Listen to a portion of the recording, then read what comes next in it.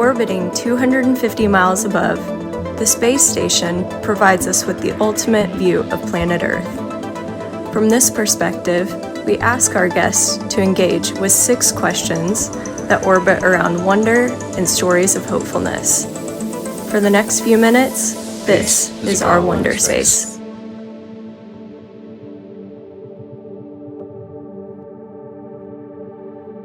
Welcome to the 98th episode of the Wonderspace Podcast, which is a creative expression of a family trust called Panaper. My name is Steve Cole, and since September 2020, I have asked the same 6 questions to over 90 people from around the world. People like Marina Cantacuzino in episode 29, who founded the Forgiveness Project that works around the world using people's stories, promote reconciliation, forgiveness, empathy and compassion. Stories that heal, rehumanize and offer hope. For our 3rd year, we are thrilled once again to be collaborating with Ask Nature, who are a project of the Biomimicry Institute. Their work looks to nature for inspiration to solve design problems in a regenerative way. Here is another moment to help us re-wonder. The tide comes in and the tide goes out, and a purple sea star warps between 2 lives in parallel universes. In one, cold water surrounds its body and it moves freely, eager to make its way toward a mussel bed for a good meal. In the other, it lies immobile, baking in the heat of the sun. But the sea star need not fear the exposure that low tide brings. While it can't control its body temperature directly, as warm-blooded creatures like humans can, it has a clever trick up its sleeve, or rather, up its 5 arms. On hot days, as the cool water begins to recede, the sea star prepares for the extreme heat to come by drawing a relatively vast amount of that frigid water directly into its body cavity. Being so full of water, the sea star can then barely move, but it successfully avoids dangerously overheating in the direct sun. Researchers suspect the value in the trade-off is that this allows the slow-moving invertebrate to remain close to its favorite food source instead of racing back and forth with the ever-changing tide.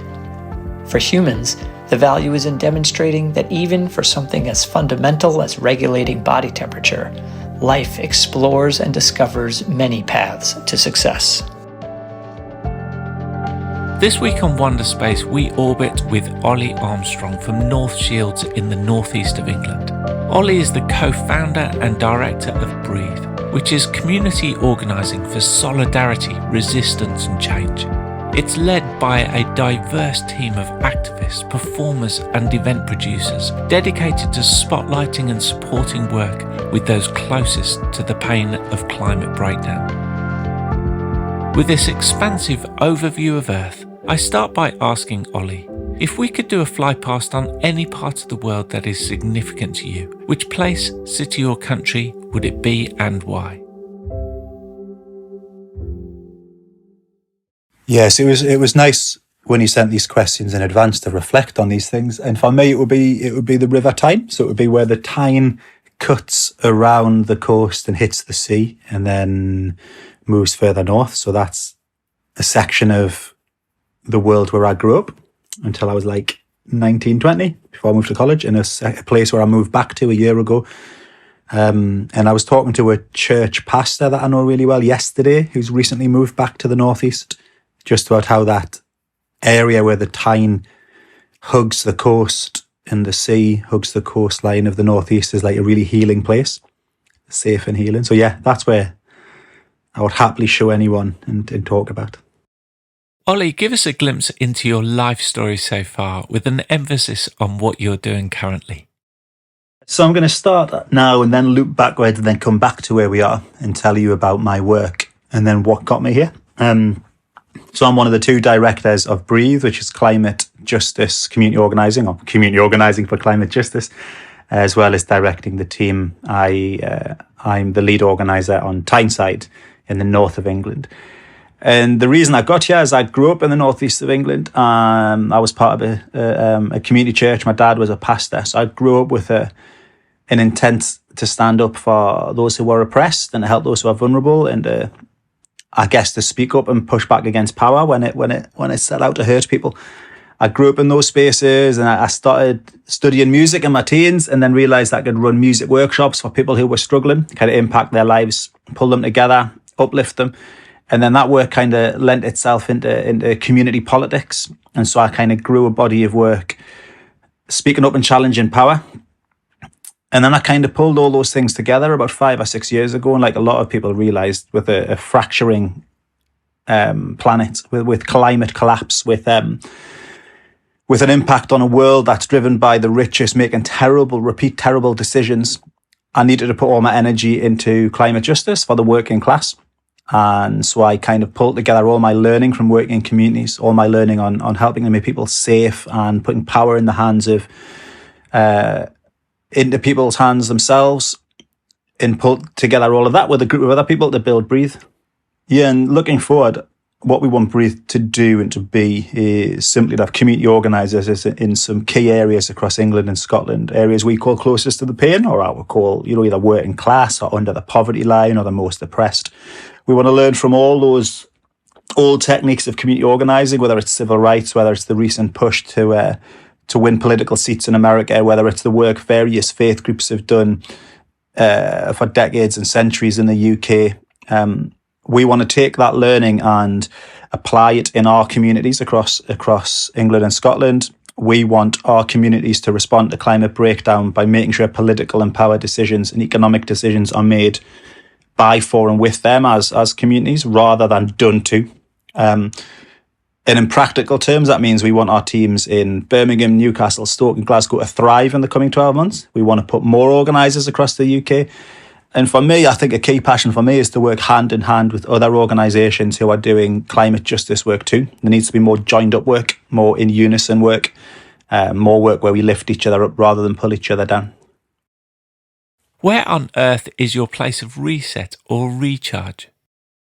Yeah, so my place of reset and recharge, I think, is the same as my first answer, but the place where I'd show people. So walking along the River Tyne, where I grew up, so along the banks of the Tyne, which is still quite industrial. There's lots of fishing boats come in. There's old factories that have long shut down, the shipbuilding factories, all intersecting with a load of other new businesses. So I love to walk along that coastline. That resets my heart. Another thing I used to reset who I am is I've just started 6 Northeast spiritual walks. So the old walks of the saints, but they also incorporate industrial action. So the mines and steelworks. So there's 6 of them. So I've done the first one, doing the next one next week. And you walk 2 or 3 days around the Northeast and you see all these places and reflect on them.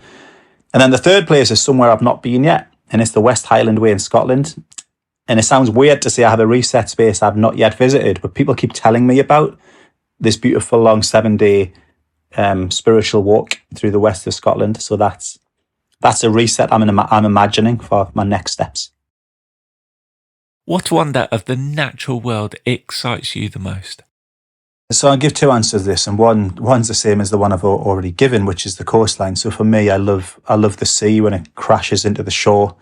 I love the metaphor of waves. I love the metaphor of tides, as to how, I think especially with mental health and well-being, how sometimes we think we should always move forward all the time, but you don't. It's human to move like a tide, but hope that you're always progressing up the shore. Some days going back, some days going forward. So I love the sea. But I also love nature through the eyes of my youngest son, who loves animals. He's really smart and switched on with understanding a whole range of animals. So I have a kind of secondary love of nature through my youngest child. Olly, what is your story of hopefulness that's not your own, about a person, business or non-profit who are doing amazing things for the world? Yeah, the person who's inspiring me most at the minute is my good friend Nadia Sheikh from Right to Roam. Right to Roam are doing incredible work around essentially land justice. So they're fighting for the right to roam, so access to land. But really, Nadia understands that deeper sense that it's bigger than that. It's about the right to access of land and who owns that land and the money in that land and how the richest hoard it. And it's not just about land, it's the metaphor for all things. So Nadia's work with Right to Roam, which we saw just this last week, have huge press around Dartmoor, where they've blocked the last wild camping space in England. Very rich landowners blocked it. Nadia is holding the space for the Right to Roam group to gather hundreds, if not thousands of people to fight back, to say this is our land, the land of the people. And I'm hopeful they will then switch into where this is also about money and finance and space and ownership and how it should be in the hands of the people, not just the richest. So Nadia's great. She's my story of hope. Finally, as we prepare to re-enter the Earth's atmosphere, what insight, wisdom or question would you like to leave with us? Yeah, this is a big one. And I always like to try and keep these things simple, right? What's a simple advice that would change your life? So 2 people this last week have said to me, it's okay to not be okay. But that's not my advice. It's true, but that's not my advice. What's interesting about that is that's the kind of thing I say to my team and to my friends all the time. What I realised is lots of us who work in these spaces of kind of transformation and kindness and care have got really good at looking after other people, but are still quite terrible at looking after ourselves. So my learning that I'd like to share with others is try and find a way to apply the kindness and care that you teach others to yourself. For me, that's hearing that it's okay to not be okay. For me, it's hearing that it's okay to slow down. For me, it's about hearing that it's okay to turn down meetings or to not do everything. Because they're all bits of advice I give the people I have responsibility for. But they're all the things I've failed at for 20 years myself because I don't apply kindness, love and grace to me the way I do to others. So this year, I'm going to be kind to me.